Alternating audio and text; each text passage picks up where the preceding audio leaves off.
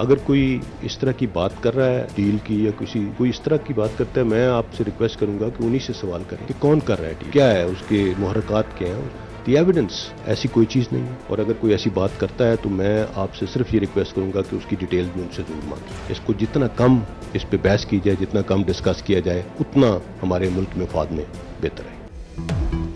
नवाज शरीफ से डील की बातें बेबुनियाद हैं। जो ये बात कर रहा है उसी से सवाल करें। क्या सबूत हैं, शवाहिद क्या हैं, मुहर्रिकात क्या हैं।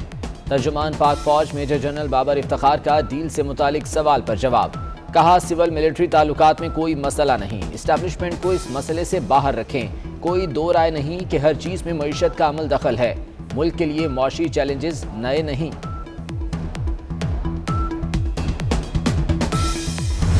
हम तो बहुत देर से ये बात वाज़ेह करने की कोशिश कर रहे हैं कि मुस्लिम लीग नून डील की सियासत पे यकीन नहीं रखती और हमारी सिर्फ डील अवाम के साथ है। मैं DGISPR साहब का शुक्रिया अदा करता हूँ कि मीडिया शायद हमारी बात को इतना वज़न नहीं दे रहा था, उन्होंने भी इसकी वजाहत फरमा दी है। मैं उनका शुक्रगुजार हूँ। नून लीग का तर्जुमान पाक फौज के बयान का खैर मकदम। SN इकबाल बोले, DG साहब का शुक्रिया, उन्होंने बात वाज़ेह कर दी। नून लीग किसी डील पर यकीन नहीं रखती, हमारी डील सिर्फ अवाम के साथ है। PDM सरबराह मौलाना फजल रहमान किसी भी डील से लाइल निकले। नून लीग और पीपल्स पार्टी की फंड रेजिंग भत्ताखोरी है। कौम सियासी फंड रेजिंग और भत्ताखोरी का फर्क देखें। वज़ीर आज़म का अपोजिशन जमातों की फंडिंग की जांच पड़ताल का मुतालबा। कहा उनकी फंडिंग को PTI की तर्ज पर जांचें। इमरान खान का PTI फंडिंग की जांच पड़ताल का खैर मकदम। मरियम नवाज का वजीर आजम के बयान पर फौरी रद्द-ए-अमल। कहा तैयारी रखना, हिसाब किताब का वक्त आन पहुंचा है। पागल समझ रखा है कि लोगों को कि जो बोलोगे मान जाएंगे।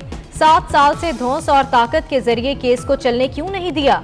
क्यों इतने साल राह फरार इख्तियार करते रहे और फिर मिन्नतें की कि रिपोर्ट रिलीज ना की जाए?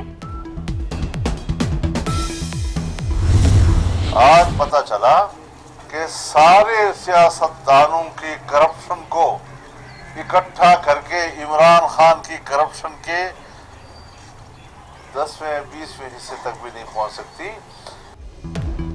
इमरान खान का पूरा टब्बर चोर है, कितने अकाउंट्स छुपाए सबको पता चल गया। मौलाना फजल रहमान का वजीर आजम पर वार। बोले फॉरेन फंडिंग केस में तहरीक इंसाफ बेनकाब हो गई। साबित हो गया इसके पीछे बैनुल अक़वामी लॉबी है।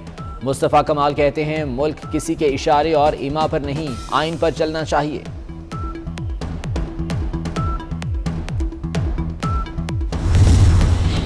इमरान खान का करप्शन से आलूदा भयानक चेहरा सामने आ गया।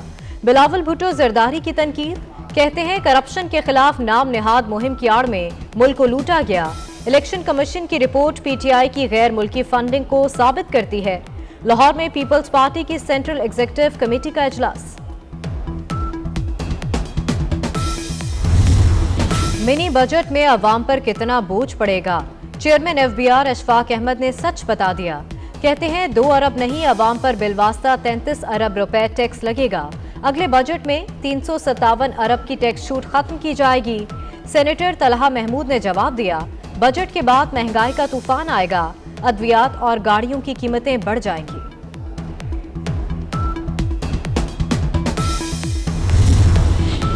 काबीना अरकान की मिनी बजट और स्टेट बैंक तरमीमी बिल पर तहफ़्फ़ुज़ात। अरकान ने स्टेट बैंक तरमीमी बिल को रियासत के अंदर रियासत के क़याम से तशबीह दे दी। कहा बिल मुल्की मौशी खुदमुख्तारी सरेंडर करने के मुतरादिफ होगा। विफाकी वज़रा का कर्जे और महंगाई बढ़ने पर भी इजहार तशवीश। वज़ीर ख़जाना का काबीना अरकान को अपोजिशन के मौक़िफ़ पर तवज्जो न देने का मशवरा।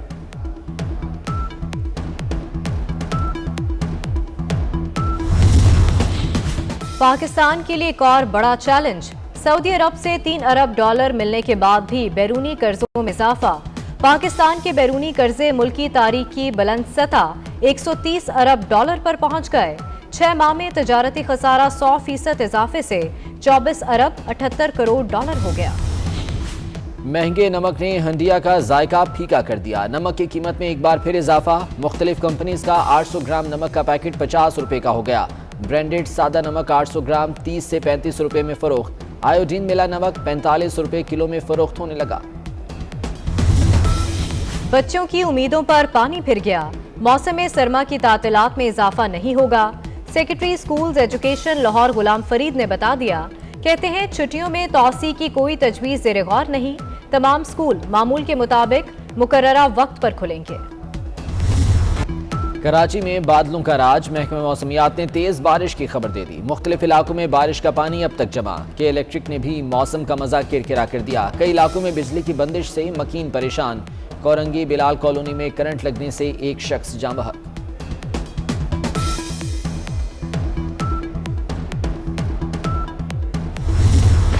बालाई इलाकों में बर्फबारी। पहाड़ सफेदी से ढक गए। आज़ाद कश्मीर, खैबर पख्तूनख्वा, गिलगित बल्तिस्तान में रास्ते ब्लॉक। लोग घरों में महसूर। कालाम में रिकॉर्ड 16 इंच बर्फबारी। मालम जब्बा में 12, चित्राल में 1 इंच बर्फ पड़ी।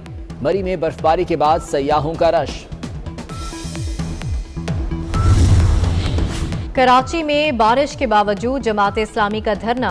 शहर भर के मदारस के तलबा भी शरीक। हाफिज नईमुर रहमान कहते हैं 6 दिन गुजर गए, हुकूमत के कानों पर जूं तक नहीं रेंग रही। सिंध हुकूमत ने इदारों पर कब्जा कर रखा है। ओमिक्रॉन ने बड़े शहरों में पंजे गाड़ लिए। लाहौर में मजीद 19 अफराद में वायरस की तस्दीक। मुतासर अफराद की तादाद 170 हो गई। कराची में ओमिक्रॉन के मजीद 32 केसेस, तादाद 124 तक जा पहुंची। पाकिस्तान में कोरोना के 898 नए केसेस। 5 अमवात। मुस्बत केसेस की शरह 2% के करीब हो गई। विफाकी हुकूमत का आवाम को जल्द से जल्द वैक्सीन लगवाने का मशवरा।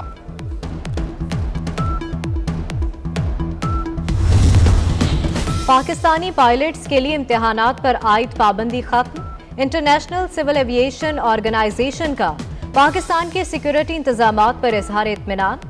PIA की बरतानिया और दीगर मुल्कों के लिए बराह रास्त परवाजों पर पाबंदी हटने का इम्कान।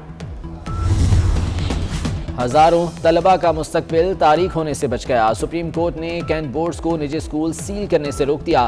कैंटोनमेंट इलाकों से प्राइवेट स्कूलों की बेदखली के खिलाफ दरखास्तों पर फैसला सुनाया गया। मुल्क भर के कैंटोनमेंट बोर्ड्स को नोटिस।